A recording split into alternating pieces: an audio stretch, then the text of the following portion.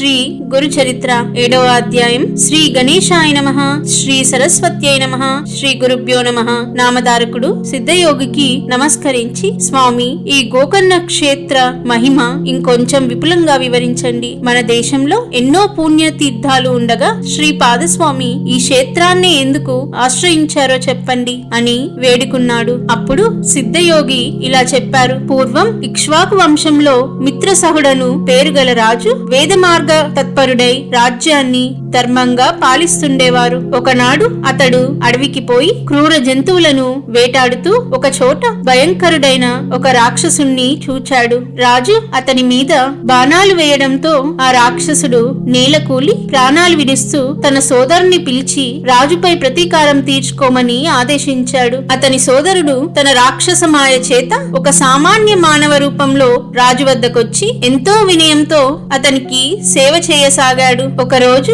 ఆ రాజు తన ఇంట పిత్రశ్రాద్ధానికి వశిష్ఠాది మహర్షులను భోక్తలుగా ఆహ్వానించాడు. ఆనాడు ఆ కపట సేవకుడు వంటలో రహస్యంగా నరమాంసం కలిపాడు. భోజన సమయంలో వశిష్ఠ మహర్షి అది తెలుసుకొని రాజుపై కోపించి, రాజా, నీవు మాకు నిషిద్ధమైన నరమాంసం వడ్డించావు కనుక నీవు బ్రహ్మరాక్షసుడు అవుతావు అని శపించాడు. ఆ ముని తనను నిష్కారణంగా శపించినందుకు రాజు కోపించి ఆయనకు ప్రతిశాపం ఇవ్వబోతుంటే పతివ్రత అయిన అతని భార్య దమయంతి అడ్డుపడి గురువును శపించబూనడం మహాపాపమని హెచ్చరించి ఆ శపజలాన్ని తన పాదాలపైనే పోసుకోమని ప్రార్థించింది. రాజు తన కోపాన్ని నిగ్రహించుకొని శాపకల్మషమైన అపవిత్రమైన తన చేతిలోని జలాన్ని తన పాదాలపై పోసుకొని వశిష్ఠ శాపం వలన బ్రహ్మరాక్షసుడై పై కారణంగా కల్మషపాదుడనే పేరు గ్రహించాడు. అప్పుడు శాప విముక్తికై మహారాణి ప్రార్థించగా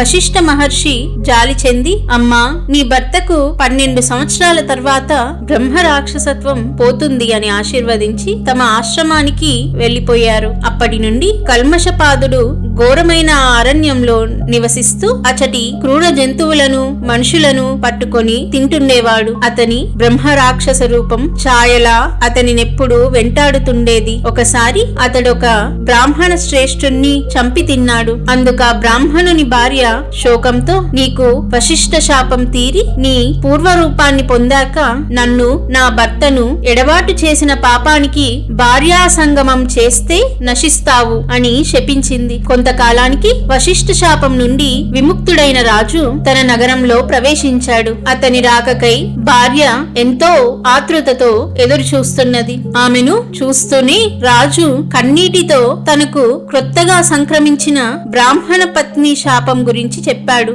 భార్యాభర్తలిద్దరూ కిన్నులై ఆ శాప విముక్తికై తీర్థయాత్రలు చేశారు. మార్గమధ్యంలో వారు గౌతమ మహర్షిని దర్శించి తమ విషాదగాథ విన్నవించుకున్నారు. అది విని జాలి చెందిన గౌతమ మహర్షి, రాజా, భయపడవద్దు. పాపాలన్నిటినీ పారద్రల్లి అభిష్టాలనిచ్చే పవిత్రమైన గోకర్ణ క్షేత్రం ఉండగా బ్రహ్మహత్యా పాతకం నిన్నేమి చేయగలదు? ఆ క్షేత్రంలోని నీరంతా పుణ్యతీర్థమే. అక్కడ శిలలన్నీ శివలింగాలే. ఆ పవిత్ర క్షేత్రంలో మానవులకు పొందరానిదేమున్నది? ఆ క్షేత్ర మహత్యాన్ని తెలిపే విషయం ఒక్కటి నేనెక్కడ చూచినది చెబుతాను. ఆ క్షేత్రంలో మరణించిన ఒక చండాల స్త్రీని కైలాసానికి తీసుకుపోవడానికై శివకింకరులు వచ్చారు. వారిని అడగ్గా వారిలా చెప్పారు. పూర్వము ఈమె సౌదామిని అను అందమైన ఒక బ్రాహ్మణ కన్య. ఆమెకు యుక్త వయస్సు దాటిన తర్వాత ఆలస్యంగా ఒక పేద బ్రాహ్మణునితో ఇష్టం లేని వివాహం బలవంతంగా చేశారు. కొద్ది కాలానికే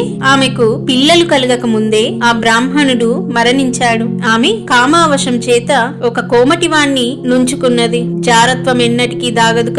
త్వరలో ఆ రహస్యం బంధువులందరికీ తెలిసి వారామెను వెలివేసి ప్రాయశ్చిత్తం చేసుకున్నారు. అప్పటి నుండి ఆమె నిర్భయంగా ఆ వైశ్యునితో జీవించనారంభించింది. అతని దుస్సాంగత్యంతో మద్యపానానికి కూడా అలవాటు పడింది. ఒకనాడామె కళ్ళు త్రాగిన మైకంలో ఆవు దూడనొక దానిని మేక అనుకొని చంపి దాని తలను మరునాటికని దాచి మిగిలిన దేహాన్ని వండుకొని భుజించింది. మరునాడు విటుడు రాగానే ఆమె వంట చేయబోయి ఆవు ఆవుదూడ శిరస్సును చూచి నిజాన్ని కప్పిపుచ్చుతూ అయ్యయ్యో ఆవుదూడను పులి తినిపోయింది అని వలవల ఏడ్చింది. ఆమె ఇటువంటి పాపాలు అనేకం చేసి నరకంలో శిక్షలను అనుభవించి కర్మశేషం వలన ఈ జన్మను పొందింది. ఈ జన్మలో ఆమె పుట్టుగ్రుడ్డి కుష్ఠిరోగి అయి కొంతకాలం పాటు తన తల్లిదండ్రుల చేత పోషించబడింది. వారు మరణించాక దిక్కులేక ఆకలితో అలమటిస్తూ ఒక శివరాత్రి నాడు అందరినీ భిక్ష కోసం యాచించింది. ఆనాడు అన్నం ఎవ్వరూ వండరు గనుక ఆమె చేతిలో కొద్ది మారేడు దళాలు మాత్రం ఉంచారు. అవి తినడానికి పనికిరావని తలచి ఆమె వాటినన్నిటినీ జార విడిచింది. ఆ బిల్వమంతా ఒక లింగం మీద పడింది. అదే ఆమె చేసిన శివ పూజ.